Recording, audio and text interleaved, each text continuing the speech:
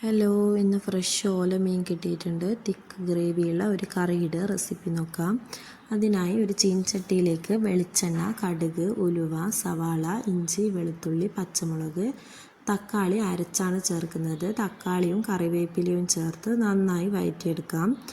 അതിലേക്ക് മഞ്ഞൾപ്പൊടി, മുളക് പൊടി, മല്ലിപ്പൊടി, ഉപ്പ് എന്നിവ ചേർത്ത് അതിൻ്റെ പച്ചമണം മാറുന്നത് വരെ വഴറ്റിയെടുക്കാം.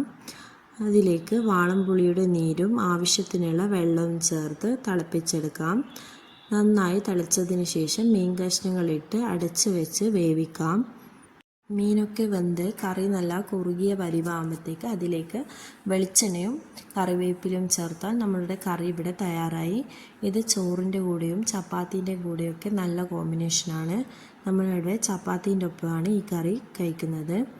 അടിപൊളി കറിയാണ്. നിങ്ങൾ ട്രൈ ചെയ്ത് നോക്കണേ.